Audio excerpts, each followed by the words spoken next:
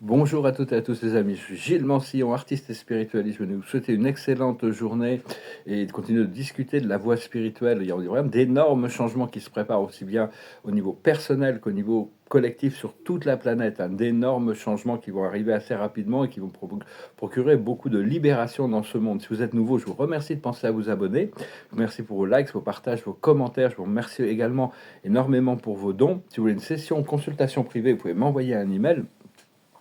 Il faut comprendre que cette ascension, elle n'est pas seulement sur Terre. L'ascension, ce qu'on appelle l'ascension, l'élévation du niveau de conscience et de réalité, elle est dans tout l'univers. Tout l'univers est en train de se transformer dans une version supérieure de lui-même. Ce qu'il faut, c'est arriver et comprendre que l'ascension, c'est arriver à voir une version paradisiaque de notre vie, arriver à vivre une vie paradisiaque, une vie parfaite. Et donc, quand on y arrive, on va pouvoir commencer à penser aussi qu'est-ce qui permettra aux autres de pouvoir faire la même chose. Ce que l'on fait pour l'un, on fait pour le tout. Ce que l'on fait pour nous-mêmes ou ce que l'on fait pour quelqu'un d'autre, on le fait pour le tout. Donc tout ça, ça contribue à l'élévation de la conscience collective. Il faut vraiment connaître, il faut savoir quelle est il faut arriver à imaginer quelle est la version la plus élevée de vous-même. En réalité, notre moi supérieur, notre créateur, notre âme, a déjà cette vision, mais elle est dépendante de tout ce qui se passe dans notre conscience pour chercher à nous l'apporter de manière encore meilleure. Donc on doit vraiment chercher à s'aligner pendant ce procédé. C'est toujours un alignement avec la source, quelque chose de subtil, et comprendre qu'on a pendant très longtemps, on a créé une réalité en tant que collectif humain qui était moins que parfaite, parce qu'on créait du mental de l'ego seulement. À partir du moment où on apprend à créer avec notre âme, depuis notre âme, en collaboration avec notre moi connecté, on va commencer à créer des choses qui sont beaucoup plus, des réalités qui sont beaucoup plus agréables à vivre. Et c'est ça l'ascension, c'est être dans la paix, la joie, pouvoir observer les choses sans jugement, et, euh, et même quand on doit observer une douleur, une souffrance, si on le voit depuis notre âme, on peut la reconnaître, et puis on reçoit l'information qui nous permet de lâcher prise des causes et revenir à la voie naturelle. Et donc quand on se sent bien, quand on a des très bons ressentis, c'est que ça vient de l'âme, de toute manière, ou du moi supérieur. On continue à recevoir les cadeaux de notre vie, les cadeaux de notre vie, plus de cadeaux, des sensations, des habilités extrasensorielles, et ça va se manifester de plus en plus. Bon, moi, ça fait quand même longtemps que j'ai reçu certains cadeaux extrasensoriels, mais là, maintenant, j'arrive vraiment à un nouveau plateau. Une fois qu'on a intégré un plateau, on continue notre ascension, on intègre un nouveau plateau, et on continue notre ascension à partir de là. Et donc... on a tous une version différente de ce qu'est une vie parfaite pour nous, donc c'est pas essayer de s'adapter à la vision de quelqu'un d'autre. On doit continuer à cultiver ce sens d'une vie parfaite et se concentrer sur notre propre vision jusqu'à ce qu'il puisse se manifester en co-création avec notre moi supérieur, et et comprendre que toutes les bonnes choses prennent du temps, ça prend du temps, donc il faut arrêter il faut arrêter d'être pressé, parce que les choses viennent au bon moment, au moment naturel. Là, l'esprit me dit, c'est mon heure arrive, là, donc ça y est, je vais pouvoir rentrer sur la scène, il y a plein de choses qui me sont révélées. C'est important aussi de dépersonnifier tout le mal, arrêter de rendre responsable un groupe ou un autre pour les choses qui ne vont pas, des problèmes collectifs. Sinon, ça va continuer à exister. Donc, ce qu'il faut, c'est se concentrer sur nos pratiques spirituelles et de rendre le mal impersonnel. C'est important. Quand on dépersonnalise le mal, on voit que c'est une distorsion, une illusion temporelle. La création des deux pouvoirs. En réalité, il n'y a qu'un seul pouvoir qui existe. Tout le monde est hypnotisé dans cette illusion et continue à la maintenir, alors que, au fur et à mesure qu'on se réveille, on réalise que tout vient d'un seul esprit, que tout vient d'un seul pouvoir, une seule cause, qui est l'amour de Dieu, et la force la force de la vie qui maintient toutes les réalités ensemble. Donc c'est apprendre à se reposer dans cette énergie, dans le pouvoir de l'amour du Créateur. Et donc voilà, je tirerai quelques cartes, puis continuer discuter de quelques idées. On va voir quelle est la carte de la journée. Moi, il y a des grosses, c'est un petit peu comme l'orage. Des fois, il y a des orages qui se passent à l'intérieur de nous, puis après la paix, le ciel bleu revient. Et donc aujourd'hui, c'est le pouvoir supérieur. On a le pouvoir supérieur, c'est-à-dire apprendre à travailler avec ces forces intelligentes de notre moi supérieur, de nos guides aussi. Je vais tirer une autre carte avec les Mandela. Et puis, chercher le calme. Cherche le calme. Retire-toi quelque temps de la vie quotidienne. Quitte l'agitation et cherche le calme. Ouvre-toi au message de ton âme et attends, et qui attendent d'être entendus. Donc voilà, c'est dans le calme, dans le silence de l'esprit. Donc on doit continuer à pratiquer ces moments de calme. Comprendre qu'on a tous un ministère divin, hein, on a tous un ministère divin ici qu'on appelle la présence je suis, et on a aussi des guides supérieurs hein, qui sont là pour nous assister et pour comprendre la sagesse, la justice, l'équilibre dans chaque situation. Mais ce que les humains considèrent comme la justice, c'est souvent l'ego, et il n'y a pas toujours de la sagesse dans leurs décisions, ce qui crée des karmas. Donc ce que l'on recherche, c'est vraiment c'est de connaître, d'apprendre la sagesse dans la situation. La sagesse, c'est l'amour, la miséricorde et le ministère des énergies de la vie. Il y a les archanges et les esprits supérieurs aussi, parce qu'on va parler de justice, et la justice va revenir. Il y a beaucoup d'injustices sur cette planète qui sont manifestées à cause du manque de conscience. Et donc, on peut faire appel aux archanges et aux esprits supérieurs. Euh, pour nous assister dans l'administration de certains de rectification de certains problèmes. Hein. C'est très utile de leur demander. Éventuellement, on pourra se tourner vers les plus hauts, les Varonandek, les pères des constellations, qui prendront le contrôle une fois que la planète sera dans la lumière et la vie. C'est eux qui géreront toutes les situations. C'est des êtres c'est des êtres de sagesse éternelle, hein, et ils ont un conseiller paradisiaque qu'on appelle le loyal des jours. Donc, puis bien sûr, ils ont aussi accès à un grand nombre d'autres intelligences pour gérer les choses. Ils gèrent, c'est les pères des constellations qu'on appelle les plus hauts. Et donc on doit apprendre nous-mêmes à découvrir cette sagesse, être juste, être équilibré.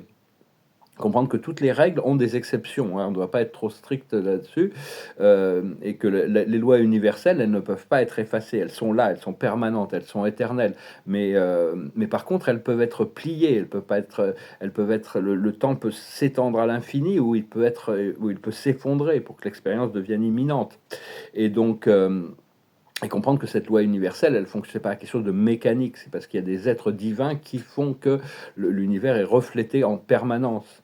Il y a par exemple la loi de la gravité, il y a la gravité absolue et la gravité linéaire. La gravité physique, ce qu'on connaît, c'est la gravité linéaire. Et parce que cette gravité, elle est mobilisée par les créateurs pour prendre des formes, et ça tombe sous la juridiction du Père et de la Mère Dieu de notre univers, et la masse physique rentre les choses, la gravité, c'est une force sur laquelle on peut dépendre. Mais, euh, mais bon, c'est parce qu'on ne connaît pas encore dans l'esprit infini, la troisième personne de la déité, l'acteur conjoint, il y a la découverte et la connaissance de l'antigravité. C'est quelque chose qu'on va bientôt reconnaître, comprendre. Il y a une gravité mentale et émotionnelle, et puis il y a une gravité spirituelle qui est centralisée sur le Fils éternel, la deuxième personne de la déité originelle. Et le paradis maintient éternellement la gravité totale, la gravité matérielle avec l'île centrale de la lumière. Mais il y a énormément de centres intermédiaires entre nous, la gravité de notre gravité à la Terre et la gravité de la Terre autour du Soleil. Après ça, il y a toutes sortes de gravités intermédiaires. C'est quelque chose d'assez complexe.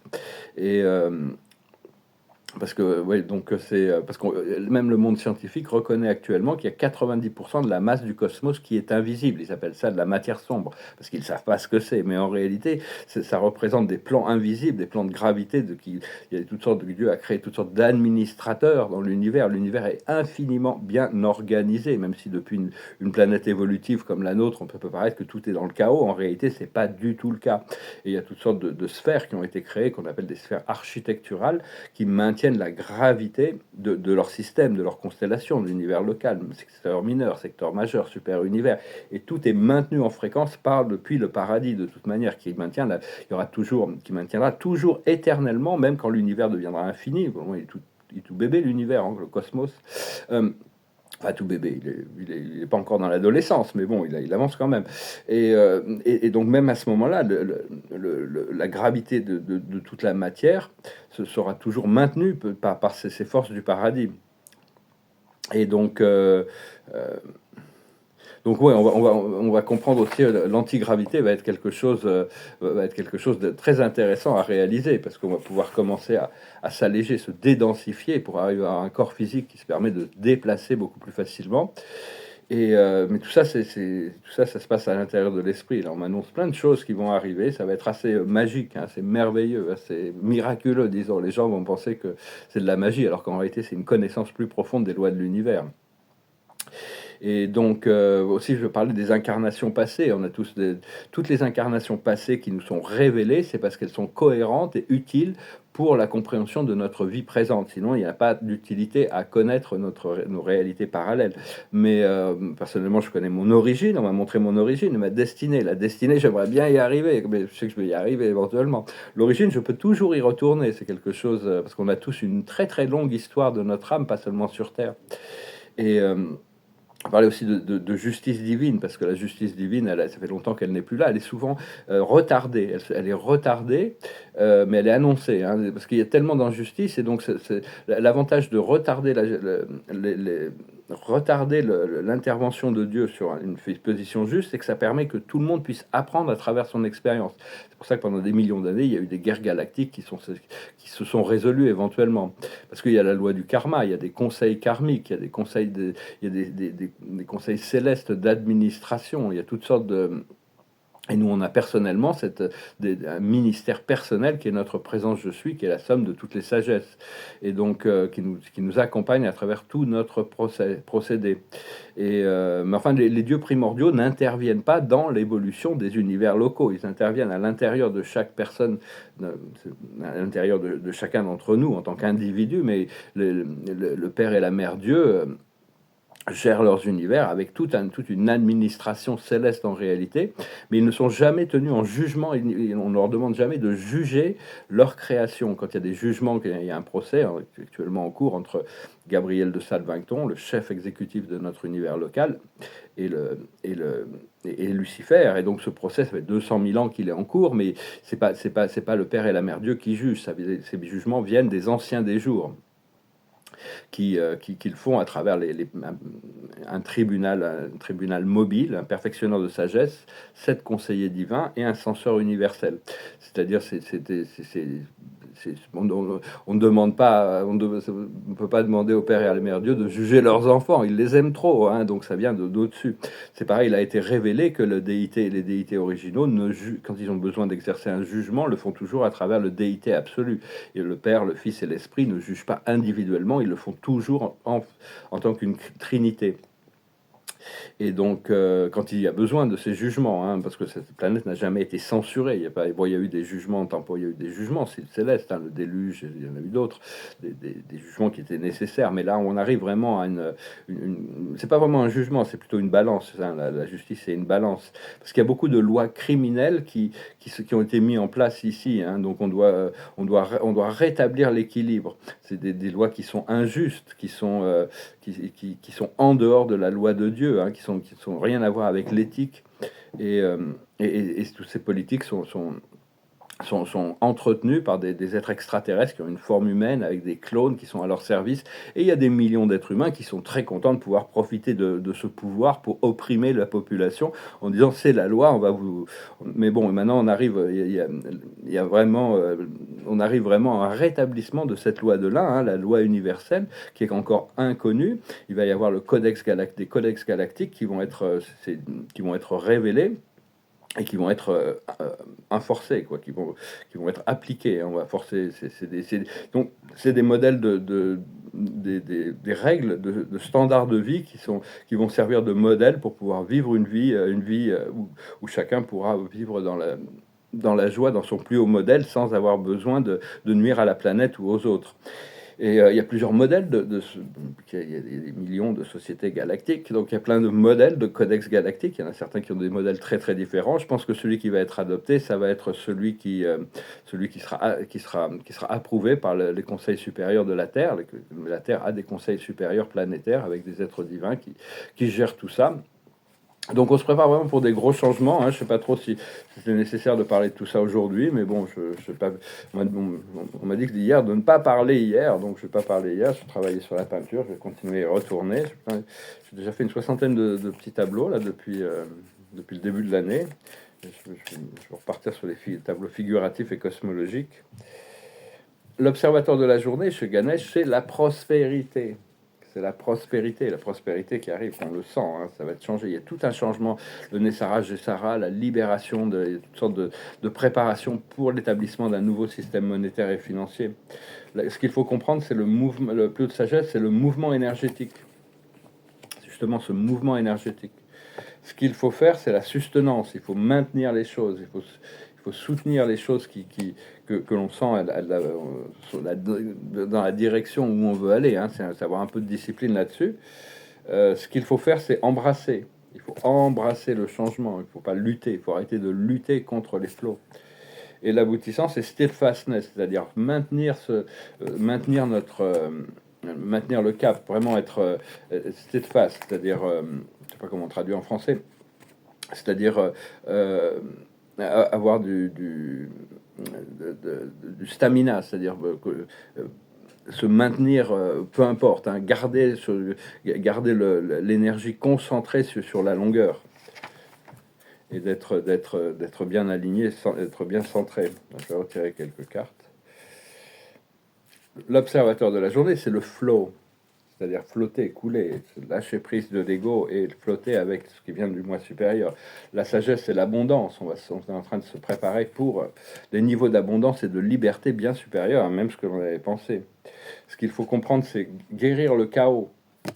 Il y a tout ce chaos qu'on doit guérir.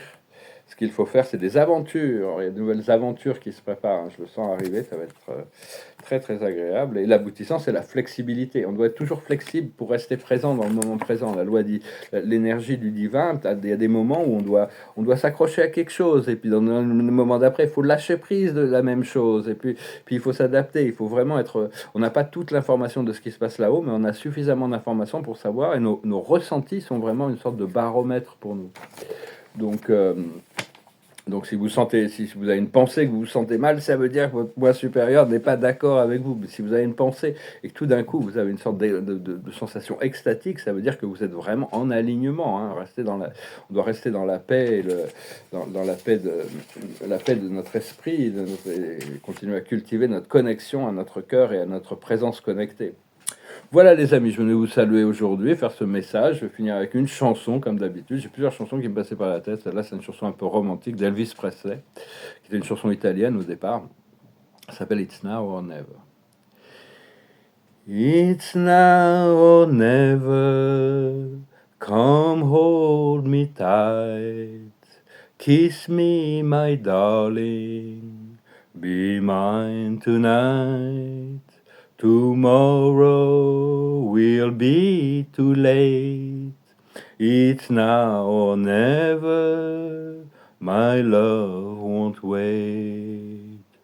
When I first saw you, with your smile so tender, my heart was captured, my soul surrounded. I spent a lifetime waiting for the right time.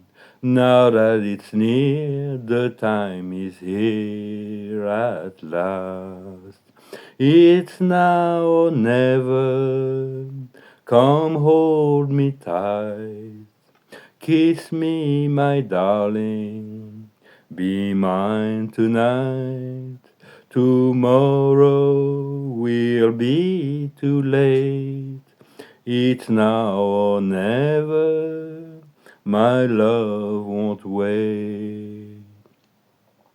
Just like a willow, we would cry an ocean if we lost true love and sweet devotion. Your lips excite me, let your arms invite me, for who knows when we'll meet again this way. It's now or never, come hold me tight. Kiss me, my darling, be mine tonight. Tomorrow will be too late. It's now or never, my love won't wait.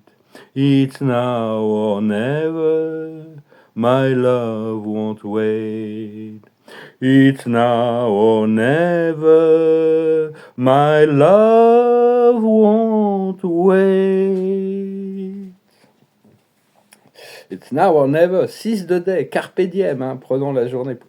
Donc il y a des moments où il ne faut pas agir, mais il y a des moments où il faut être prêt pour l'action quand les opportunités se présentent et comprendre que la vie paradisiaque que l'on cherche, il y a d'autres personnes qui, leur vision du paradis est connectée à la nôtre. Donc on doit pouvoir accepter les gens qui sont connectés à notre réalité aussi, au niveau profond. Et se préparer, même si les choses ne font pas toujours un sens d'un point de vue linéaire de l'esprit mental, on doit accepter ce qui nous vient de notre âme et de notre esprit. L'observateur de la journée, c'est la générosité. Pour conclure, ce qu'il faut comprendre, c'est la confiance, et confiance en vous, confiance au plan de créateur, confiance en la vie.